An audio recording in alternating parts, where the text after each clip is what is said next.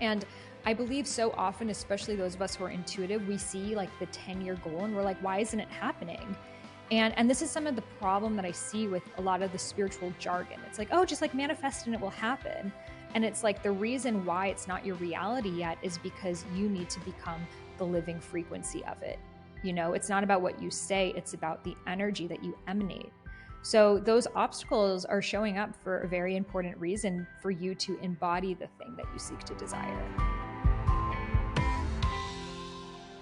Welcome to the I Heart My Life show, Sahara. I'm so excited to have you here and to learn more about your journey, talk about all of the things that I know you're obsessed with the work that you do in the world, and just support our community and going deeper with their dharma and their purpose and the sacred feminine, and everything that will come from this conversation. Thank you so much for having me, Emily. And I'm so excited to be here with you and your whole community today. Thank you. So yeah, let's take it back. I'd love to know what brought you to this place. Can you share more about your journey?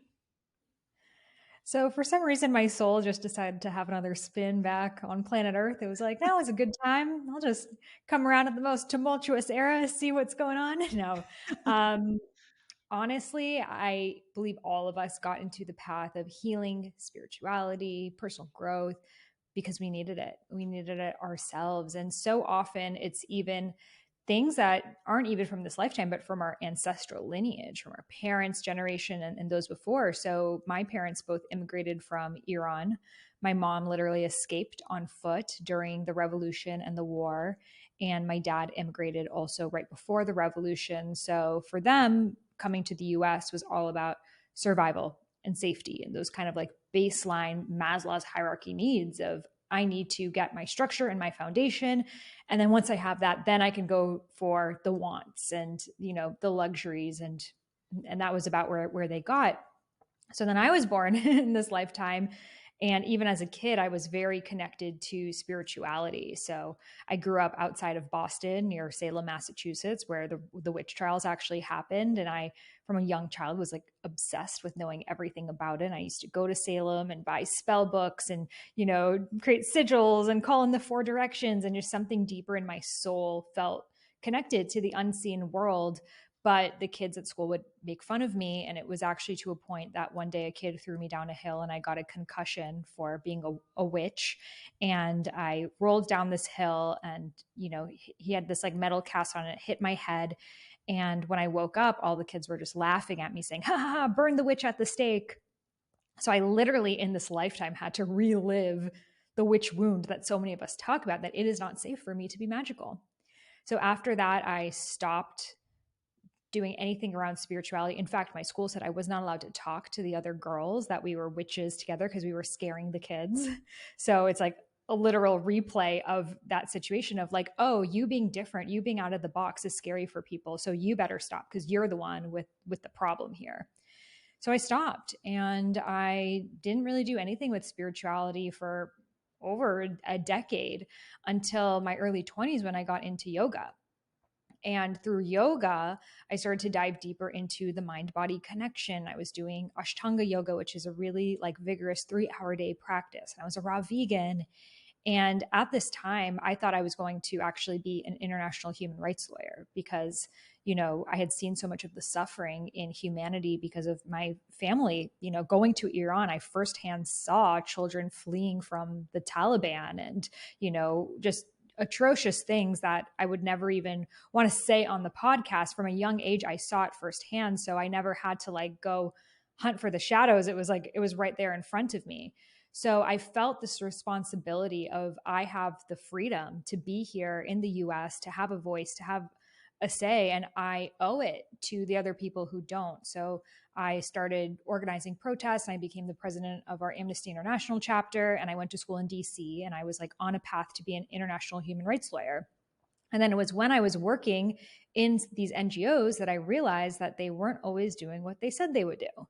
And that there was a lot of bureaucracy and that a lot of these organizations that are supposed to be helping the world and creating world peace are not. And it was a really confusing time for me because I was on this trajectory of saving the world.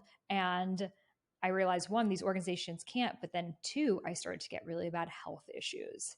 So, what started with digestive issues turned into hormonal imbalances, which kept getting worse and worse. I stopped getting my period for a few months, for a year, for 2 years, no period at all. And the doctor said, your body has gone into perimenopause. And I was 21 years old. So, when that happened, I was no longer producing any estrogen or testosterone at all. So because of that, they said you'll never be able to have children. You will have to, be on hormone replacement therapy, and likely you're going to have osteoporosis symptoms, a whole host of issues because your body is not producing hormones anymore. So now I couldn't think about helping save the world. I had to learn how to help myself. And that brought me on a journey of learning about holistic healing, Ayurveda, which is the sister science of yoga based on the mind body connection. And as I started to learn about the different archetypes in Ayurveda, they call them the doshas, I realized one of the doshas had all of my physical symptoms, but also my mental symptoms, not just symptoms, my personality, my gifts. Like it said, you might have bloating, gas, constipation, amenorrhea, but also you are creative, visionary, outside the box, sees the higher picture. And I'm like, wait, these are related? Like, how can my physical symptoms be related to my deepest gifts? So I just became obsessed with learning everything I could about it. And I was already going back and forth to India doing volunteer work there. And I decided after graduating from college that I would move to India and study Ayurveda.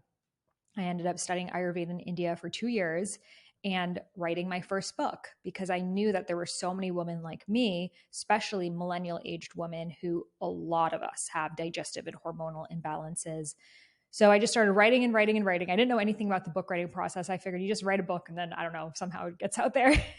And that led to, the deeper conflict, which was my family being like, what the hell are you doing? Like, you need to get a job. Like, you're just like writing a book on Ayurveda. Like, this is bullshit. Like, this isn't even science. You're not a doctor. Who do you think you are? This is never going to happen. You're surrounding yourself by a bunch of hippies, and you need to get back to reality and like get a normal job.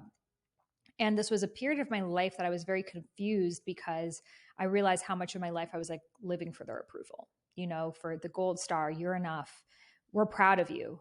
And here I was for the first time really following something that set my soul on fire, something that, I had overcome these health challenges. By this point, I was getting my period back. I was getting my energy back. Like, I was having enough energy to even write a book. But the situation kept getting worse with my parents. And eventually it led to a fight where my dad disowned me and said that he wanted nothing to do with me anymore. So after that moment of being basically dead to the one person whose approval I was living for, I realized that I didn't need to live for anyone and that I didn't need to get anyone's approval. And this life was for me to live. And even though it's a harsh way to learn that lesson, it's what I needed to be free. So I went back to India and continued writing my book. And long story short, I eventually wrote that book, and then I got rejected by 30 publishers. And they all said the same thing my parents said. It's never going to happen. You're too young. You're not a doctor, and good luck. This isn't going to work out.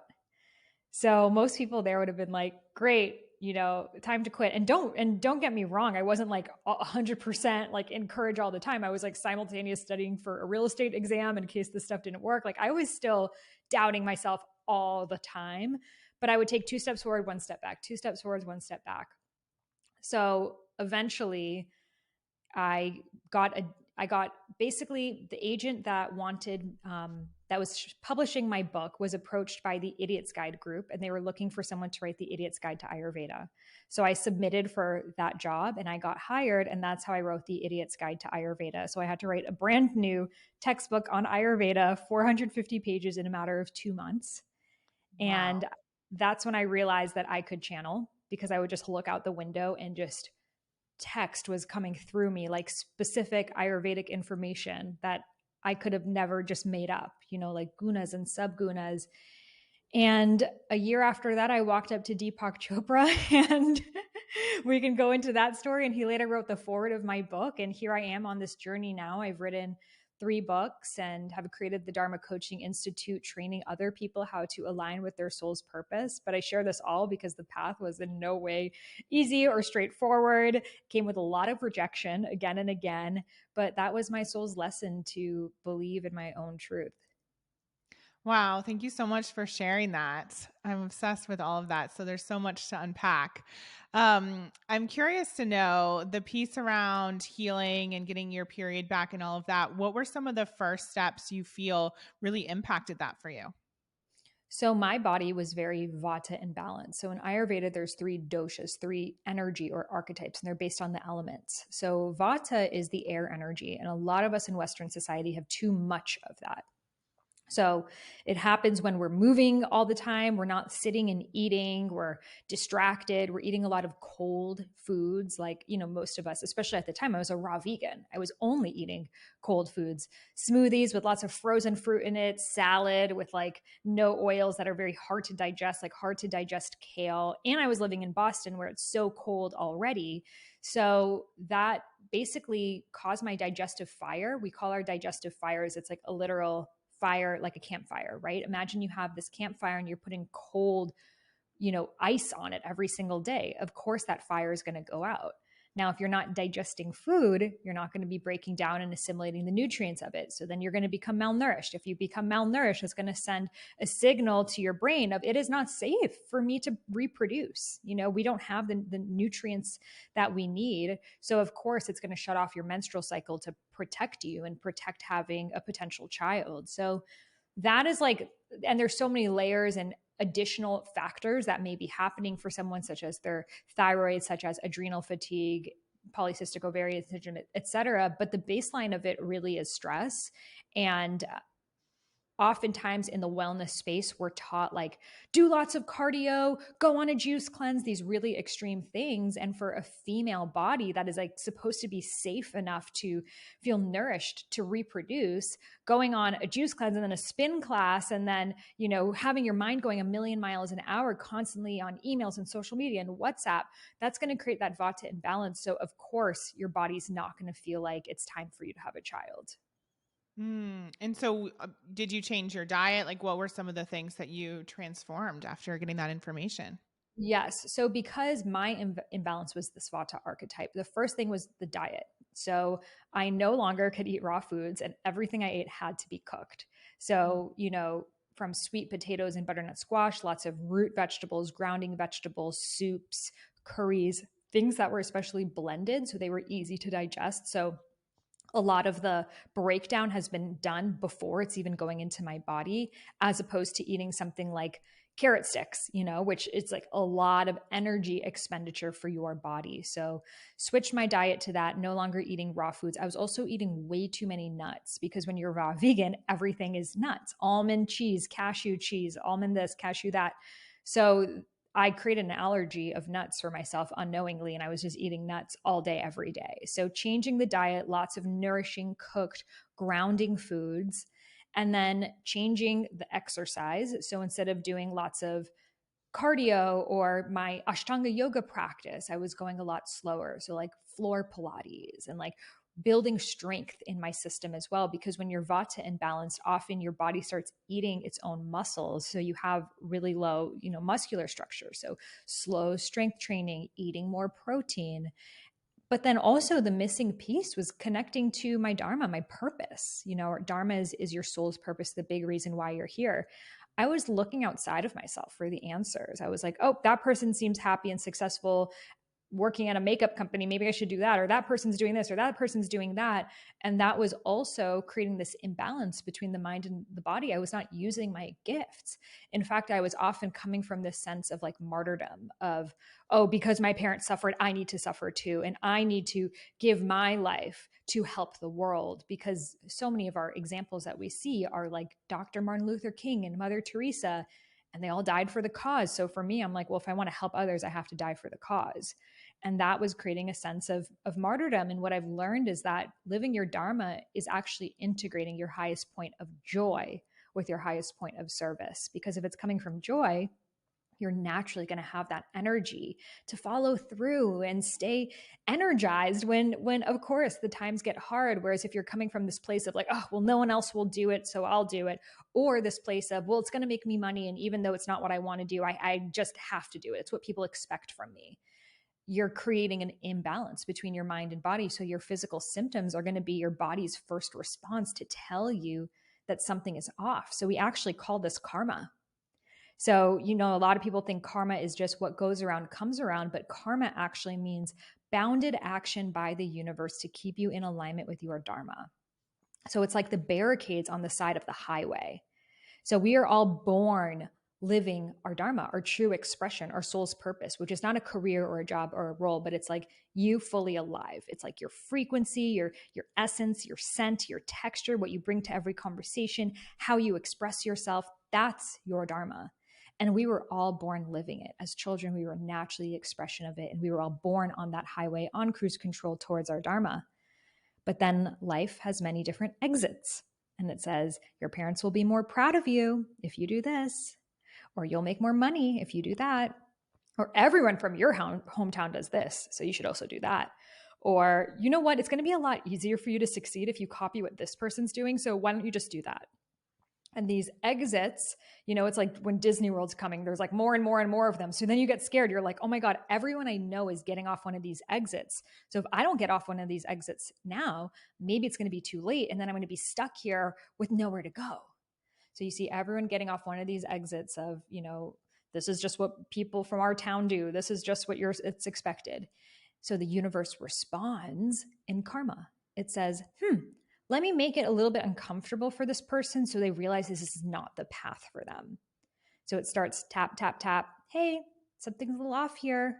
Maybe you start to feel a little anxious. Something just feels, I don't know, off. That like weird pit in your stomach. You're like, I don't know why I'm kind of anxious right now. And then sometimes we respond, but most of the time we don't. We're used to living that way.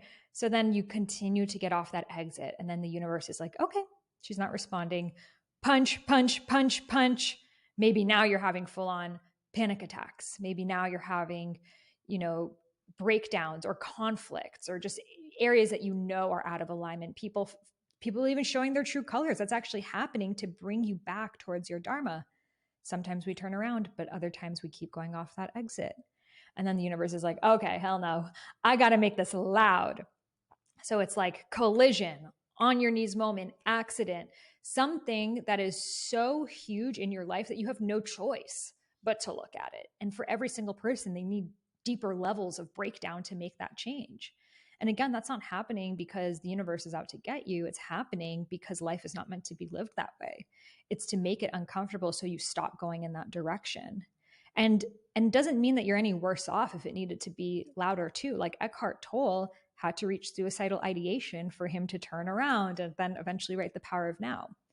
So then when we make that U-turn and we start going in the direction of our dharma, we experience what is called kriya. Now, this is effortless flow in alignment to your dharma. It's boundless rather than bounded. So that's when you're meeting the right people at the right time. You listen to the podcast and the conversation says exactly what you need to hear. You're listening to music. It's like the lyrics are speaking to you, what you're supposed to be writing. You meet one person who introduces you to another person. It's like before you know it, you're 10 steps ahead that you could have never even done on your own. It's like sometimes like you're taking a back seat of your life and like the universe got you and you're just like, I'm trusting this direction.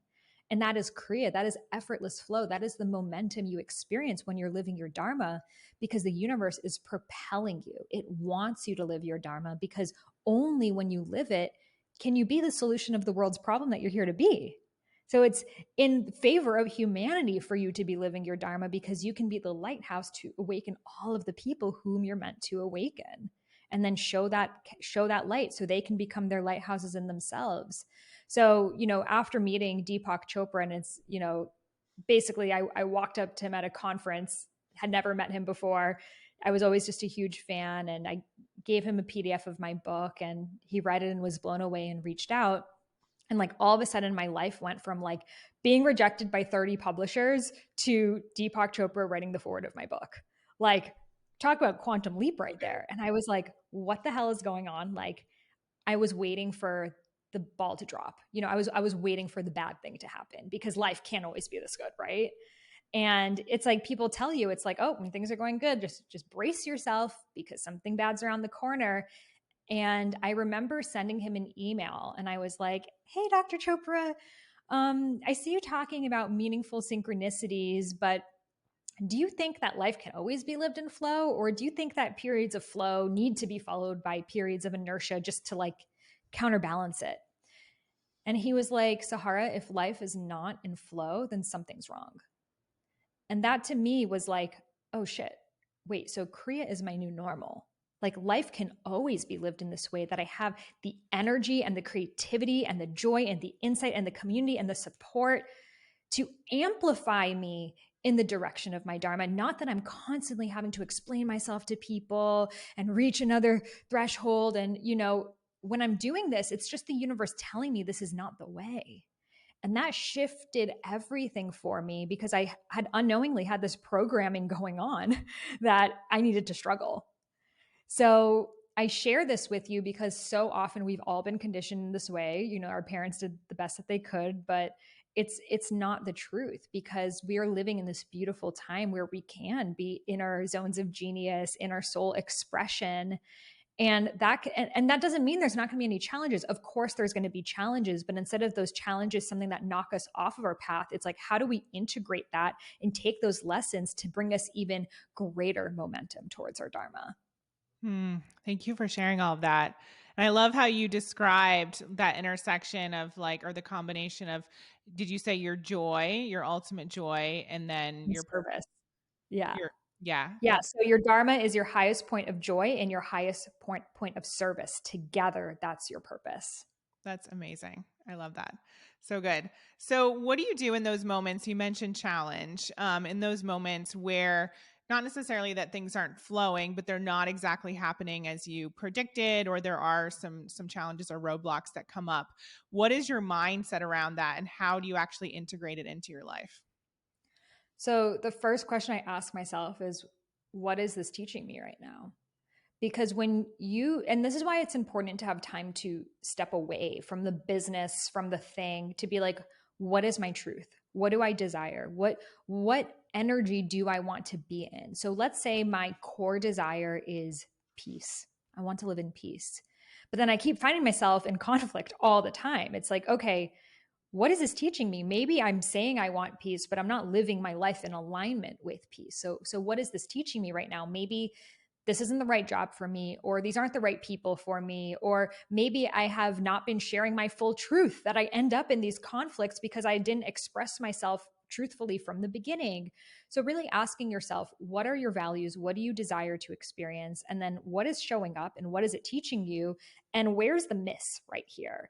And that lesson between the obstacle to where you desire to be, that roadmap right there, that's your soul's curriculum for you to embody your Dharma.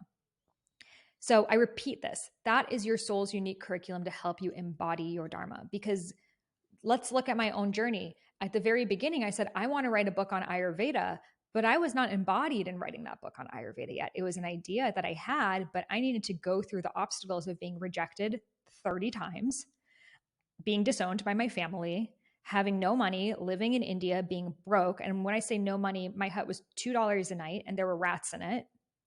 And a series of other very dangerous experiences that I needed to face off with because I thought, oh, I'm just going to live on my own in India and just travel around. And I had to realize that that wasn't also totally safe either. I needed to go through those experiences to refine me, to shape me, to help me get those gems that I'm really here to share with others. And then also going through the portal of actually writing the book and then rewriting another book. And then, with the Deepak thing, then I wrote another book, and all of those things helped me really amplify what my message was about. And I believe so often, especially those of us who are intuitive, we see like the 10-year goal and we're like, why isn't it happening? And this is some of the problem that I see with a lot of the spiritual jargon. It's like, oh, just like manifest and it will happen. And it's like the reason why it's not your reality yet is because you need to become the living frequency of it. It's not about what you say, it's about the energy that you emanate. So those obstacles are showing up for a very important reason for you to embody the thing that you seek to desire. I love that. And I love how you said it's your unique curriculum because so often, like you said, in the spiritual space or even the online space, we want to copy what the other person is doing, but that might not actually be the path that's meant for us. Oh, in fact, it's the ultimate way to hinder your own dharma because you're not trusting it, you're not listening to it, and you're negating it. So often I see people, they say, well, this worked for Emily, so let me just like copy paste that. And what you're telling your own dharma and your own soul is that you don't matter, that you're not unique enough. And then that blocks the channel that allows you to listen. So then you stop coming up with your own ideas and you end up in this hole that once Emily calls you out, you look for someone else. And then once they, and then you're in this, like, you become this like black hole of trying to take and take and take. But you didn't realize that you already were a star. You just need to trust it. You know, I didn't show up and start expressing myself this way in the first podcast that I ever did. I've probably done 2,000 plus at this point. I've done over 500 just on my own. So to compare yourself or to take notes and be like, I'm going to say it in that way, there's a different energy behind words that came from your own experience versus words that you like memorized from someone else. And that's the beauty and the gift of living your dharma, that it's no longer even about the words. It's about the energy that you give off. And ultimately, that's what we're tuning into. So for anyone that has also experienced anyone else copy them, I know that it can feel really like an infringement on who you are. But the truth is, no one can ever take your purpose from you. Yeah. And I often find with clients that they might do that for a little bit, but then they find their own way. If they're smart and if they tune in, like you said, and they find their own verbiage, they find their own stories, their own, way of doing their business or doing life that isn't necessarily copying. It's kind of like this stepping stone. You don't, of course, don't have to go down that path at all. But I do think that a lot of people eventually find their own voice. Yeah. And so, what would you say? I know a lot of our audience is looking to create more abundance, create more wealth.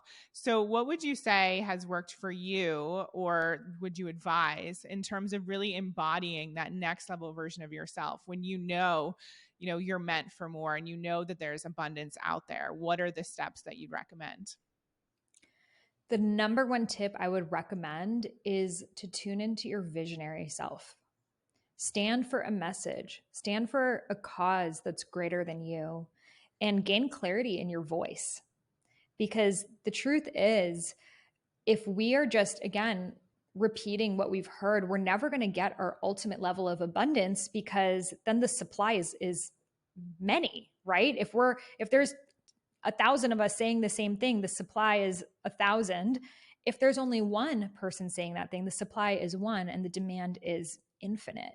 So the more you can refine your voice and have your own stories and be clear in your unique message, the higher levels of abundance you're naturally going to unlock because you are irreplaceable. And I also recommend for people to not only focus on talking about the abundance too. Because what I've recognized is this pattern that sometimes even some of my clients get into of like, they lose the message because now all they talk about is the money. So then it's only about the Stripe account and it's only about how much they made in that launch and it's only about this. And it's like, does that set your soul on fire? Is that why you're here? Is that your dharma? Because I doubt that's why you got into this. It can become this like loop that we get stuck in, that we think that's what people want. But that is not what the people who are here for you want. That might get someone who, has never heard of you's like attention, but that's not going to get them to actually stay. And that's probably not even going to get them to want to work with you, right? The people who want to work with you are there for you. They're not there for a number that they saw on a Stripe account. I mean, hello, I could go look at some Russian oligarch and be like, wow, I'm inspired by how much money he makes, but I'm not inspired by him as a person, you know? So Yeah. it's so important for us to refine and stand and have a vision. I feel like often we are looking for that thing, and it's like, what is the thing that makes you like toss and turn at night wishing that there was a solution to this problem? If you could wave a magic wand and change the world, how would it be different? Who's the version of you that you needed 10 years ago? And how can you start speaking to that version of you? And if you just do that, you don't even need to think about money. It will just naturally come to you. And are you ever in a moment where it feels like there aren't miracles or you're not in flow? And if so, or if your clients are in that place, how do you get yourself back in flow? Absolutely. I mean, in my motherland right now in Iran, there's like the most atrocious war happening and people are being killed left and right. And I'm constantly just asking myself, like, how could this be happening in 2022? And the truth is, I don't know. The truth is no one knows. And everything we say beyond that is a story that we can choose to have or not. All I do know is that here I am. I have freedom. I have these gifts. I have this voice. So it's up to me to decide what I want to do from it.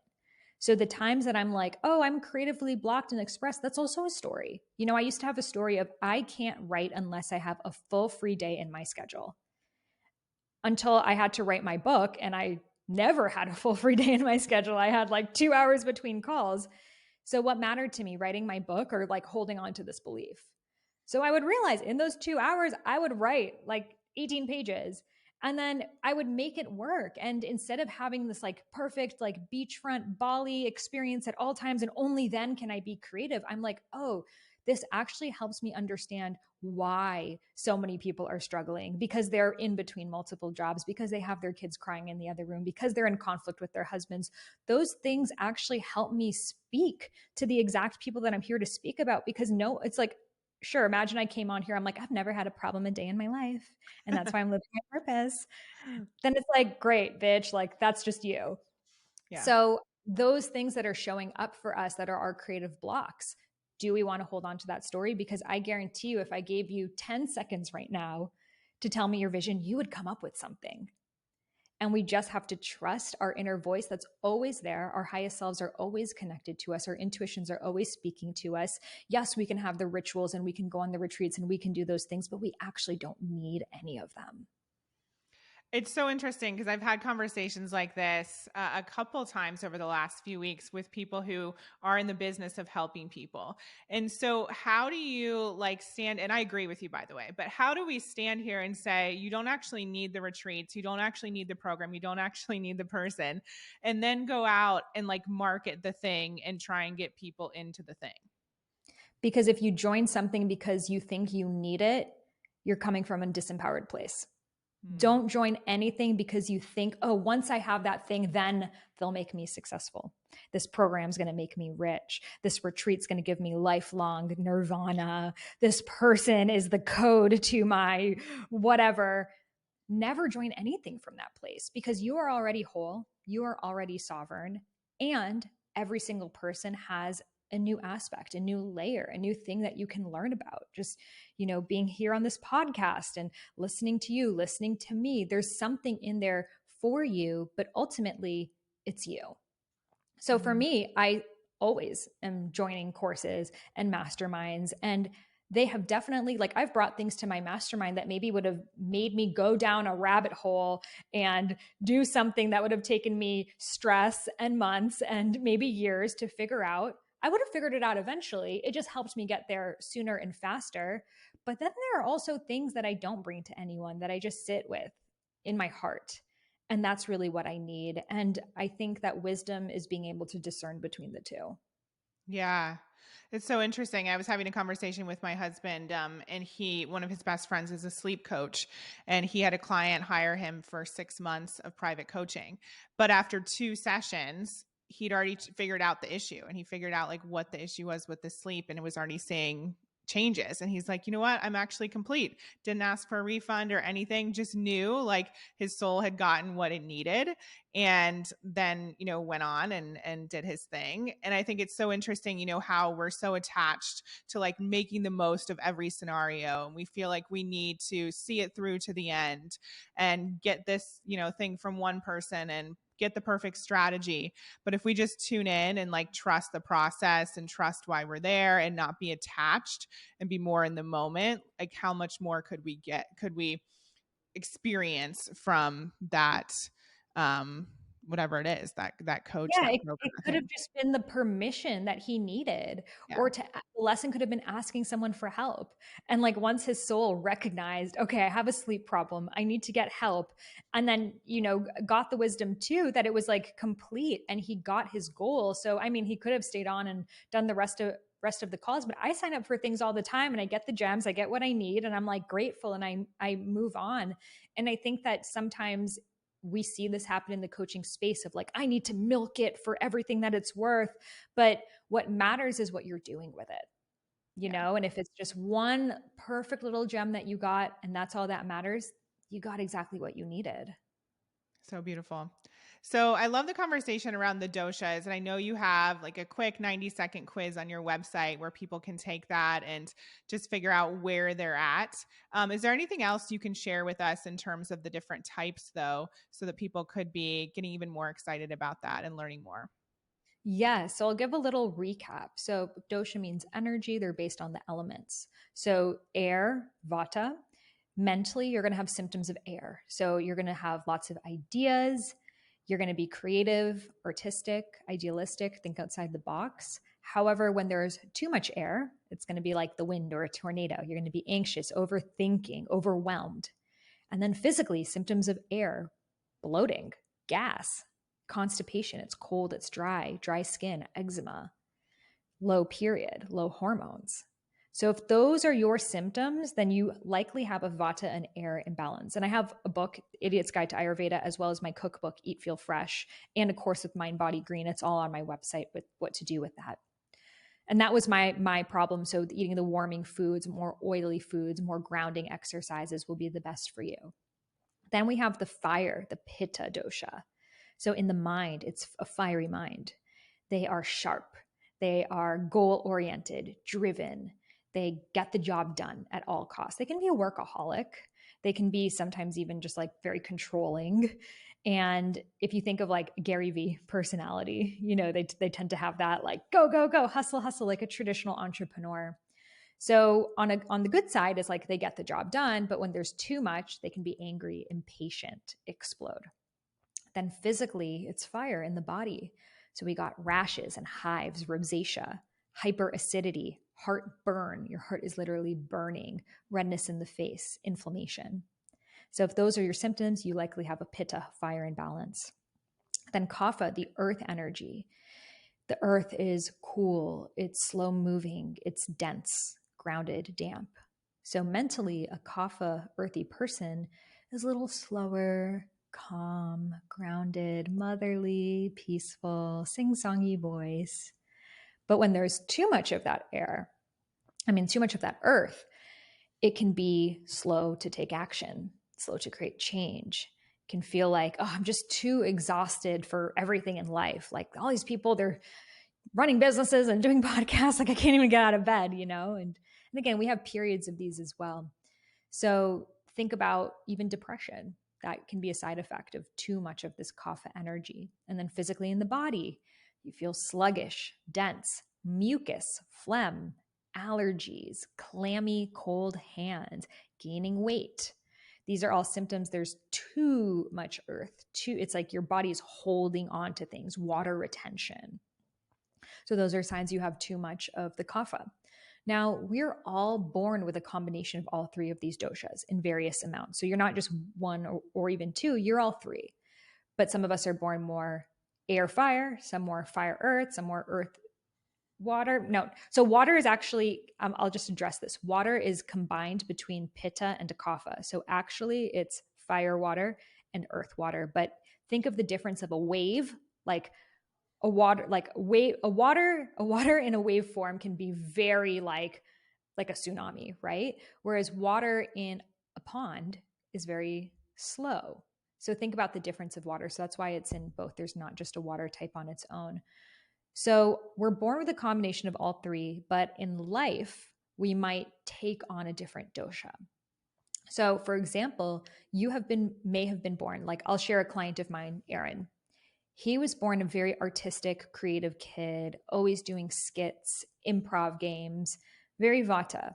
And he was really lanky as a child, and people would make fun of him. So he's like, I want to be more masculine. He started to drink a bunch of protein and like also a bunch of like other kind of bad stuff and lift a bunch of weights, and he got really, really big.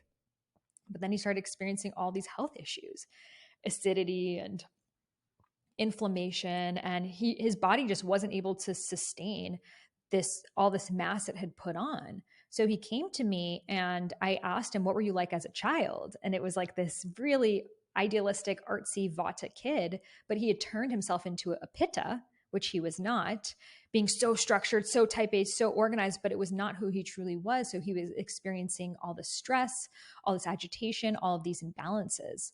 So our doshas are related to our dharma. Your mind body type is related to your purpose. You were born with this combination because it's part of your purpose. So once he started shifting, doing all of this super intense heavy weights and being so structured in his workday and started to allow more movement and space and creativity, he started to flourish as a person in his career life, in his personal life, and then also in his health and his body. So, this is why it's so beautiful, because your body was designed to support your dharma. And it's not about trying to turn yourself into someone you're not, but rather working with who you already are. Thank you for explaining that. And I'm curious to know, because we do have a lot of entrepreneurs listening, and I know that you're amazing on social media. You're such a great, bright presence, and you're also always making content. At least that's my perspective. What about those people who, they know there are certain practices or strategies that can get results, but it's just not their natural way of being. Like, they aren't the artist, they aren't the person that puts themselves out there. Do you recommend just trying a different way? Or like, has anyone, let me see how to phrase this. Like, could somebody transform in that way? Or is it better to be in kind of your natural state and natural way of being? So, my question for this person is, do they want to be creating content? So, do you have anyone in mind? Oh, like a Like, million clients. okay, Yeah. do they want to be creating content? They wanna be creating content, but they don't wanna be putting themselves out there. Of course, there are fears and doubts and all the things, but for a lot of them, it's not like a natural thing. Mm. So that's why I ask, because sometimes we're like, oh, like I need to do social, but if you don't want to, you actually don't. Like, you could have a thriving business and not be on social media at all. So many, like Dr. Joe Dispenza. I've never seen him make a reel, and it hasn't held him back in his career. So you actually don't. And I think it's important to just be honest with ourselves. Now, if we do want to, within every desire is truth. So maybe you have a story of, I'm not good on camera, I'm not creative, I don't have the time. But if the desire is there, then an element of you wants to follow through with it. Also, just taking clips of your coaching calls. So you could even set a camera. So it's like, people love that third person angle, like they're the fly on the wall and watching someone. Like, I've noticed for my podcast, when I do clips like from my podcast, it doesn't do as well if I do a clip that's like watching me do the podcast. So Mm. even just like putting your camera on the side, and you don't even need to get your client in, it's just you. So those gems that you're sharing for your client is being recorded, and then you can have someone cut it and put it on social media. So you don't really even need to create content. It's just recording what you're already doing. Yeah, I love that. And that's what I wanted to ask, because why I wanted to ask because, there's always a solution. There's always a way for something to feel more aligned for you. And you don't have to just follow, like we were talking about, what everyone else is doing and feel like it's so heavy and draining, because that's going to do the complete opposite of what it is that you're trying to do. Bring that joy in with that impact. Totally. And making it your own, like having your own style of how you show up. And also, you can make content that you're not even in. Like you can have your hands doing something and you have text over it, or you could have beautiful B-roll of your vacation with text over it. So it doesn't even need to be you in front of the camera. There's so many other ways. You can even just do a slideshow of pictures in a real form and that be your content. But I do think if you're a coach, it is important for people to hear your voice. So I would have an element of you speaking in there. And how did I've met you a few times in person, and you're somebody who, like, when you walk in a room, people know that you're there, and that it's a compliment. I mean, that it's a compliment because you have such a beautiful presence, but you also exude so much confidence. I'm curious to know if you've always been that way or if that's something you've cultivated. No, if you go on my Instagram, you'll see a picture of me in 2014 and you wouldn't even recognize me. I was not confident at all. Like I mean, maybe I had some moments of it, but I probably wasn't a person you recognized when you walked into the room. So, I believe confidence happens as a result of doing things that you're proud of. It's like I'm so proud of how I've shown up for myself and how I've grown, and that naturally is going to make me take up more space in my own life. It's going to change. Even when I started my podcast, when I hear my first episode to now, like my voice is deeper because at the beginning I was like, do you like me? It's like that, inner Same. people pleaser, and then you just like sit Yeah. into your throne. So 100% I was not born confident in any way. The messaging from my parents was like, go marry someone because you're probably never going to have a career. Like I was not told you're going to be anything in your life. And it was just for me day in and day out. I think also like a lot of practice through my podcast and being on other podcasts and re-listening to it, which is the hardest thing. I'm like re-listen to it. And you start to hear maybe like I noticed, I think it's a California thing, but at the end of each sentence, I would go up when I was talking. And I think we learned that from the Kardashians or something. And I was like, why am I doing that? This is not how I want to sound. So now I suggest for people, even if you're not on podcasts, recording voice memos of yourself, saying something that you would say on a podcast or video, but it's just a voice memo for yourself and re listening to that and noticing the tone of your voice, the texture of your voice, the quality of your voice. I have a whole course I've made, Speak with Soul, all about this because have become obsessed with it. But I also recommend look up other speakers that inspire you. And what is it about the speaker that inspires you? Because likely you have an aspect to them within yourself because there's so many ways to speak and show up. But we need to know, and it's not going to be a carbon copy of that person. But for example, I'm more drawn to someone who's like, just like speaking on a whim than someone that has like a rehearsed TED talk. That's not my style. Someone else might really like the TED talk style. So I also suggest really listening to different types of speakers and then starting to feel into what does your true expression feel like. So good. So, with the remaining time, I'd love for you to share a little bit around what sacred feminine actually means, because I know that term gets thrown a lot around a lot. So, can you shed some light on that?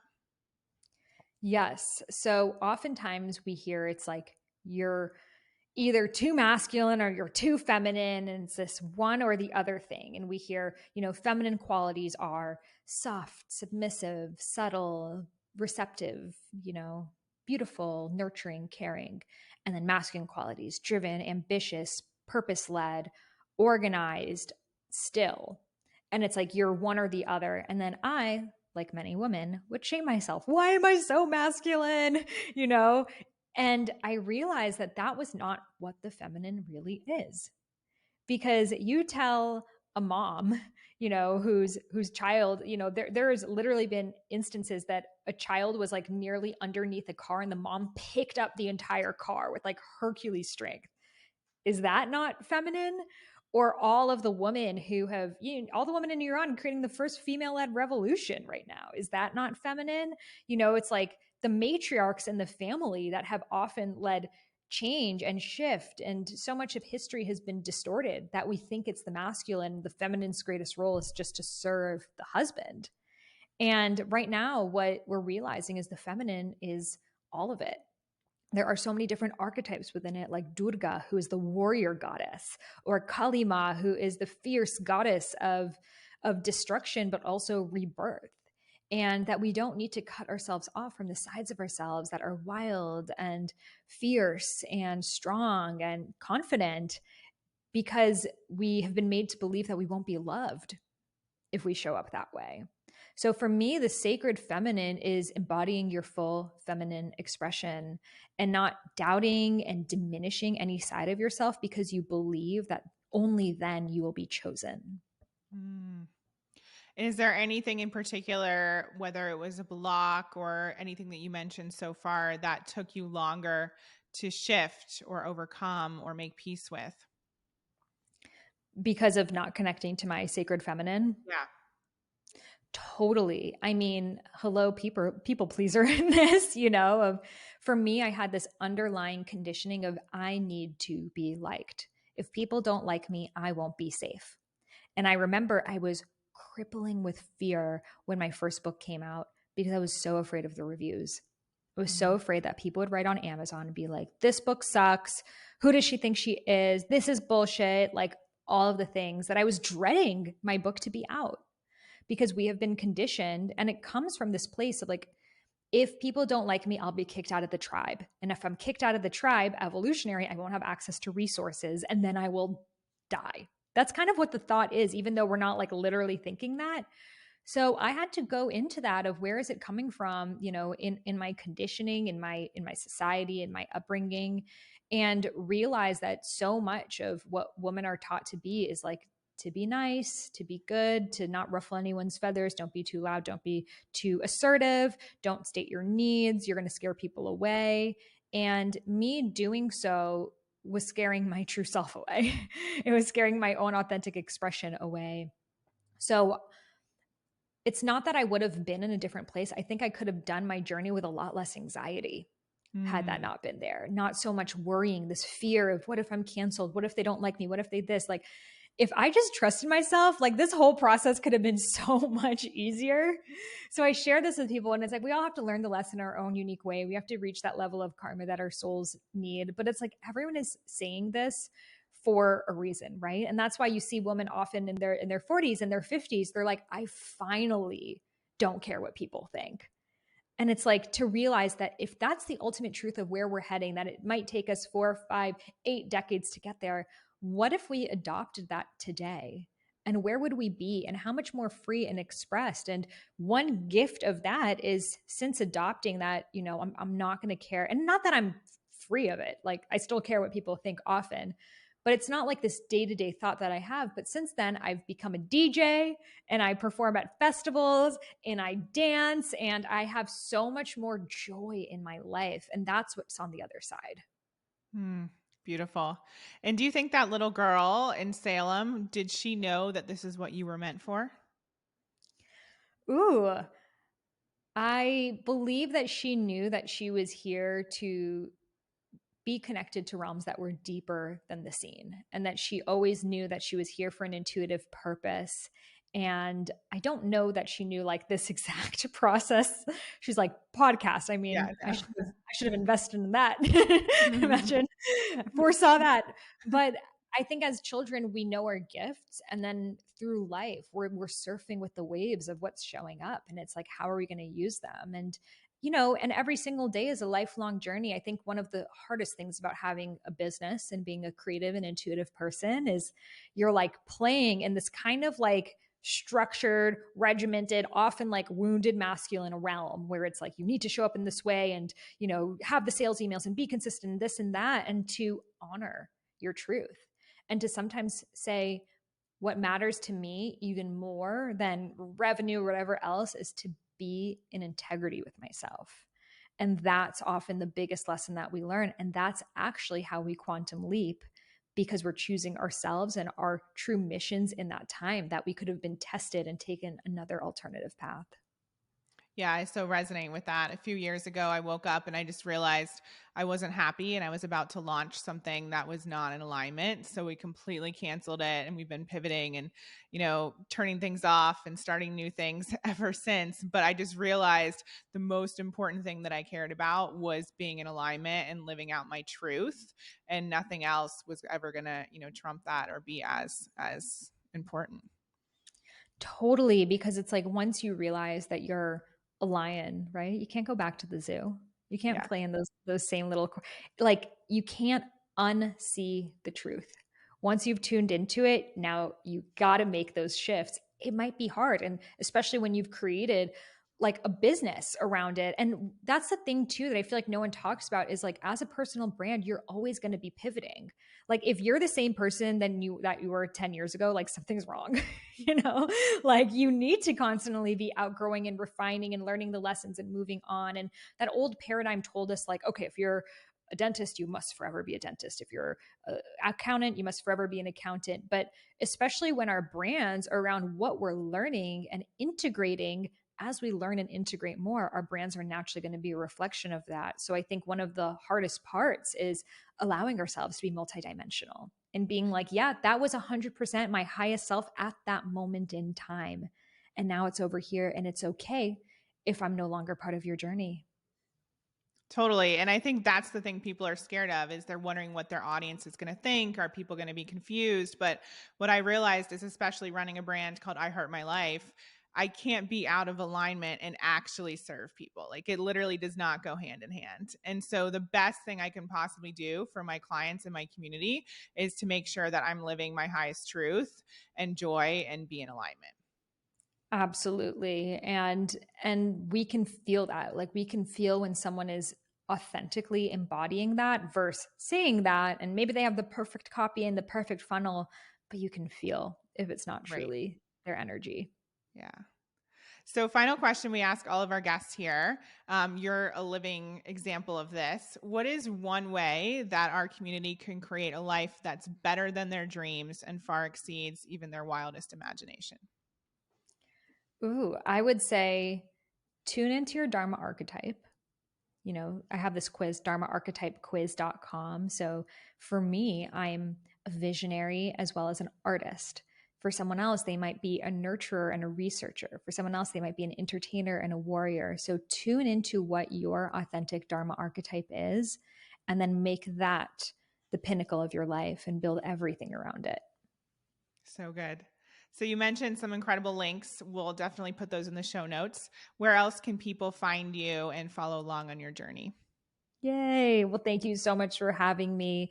You can find everything on my website. I am sahararose.com. You can find that quiz, my book, and other resources to support you in living your Dharma as well as connecting with your sacred feminine.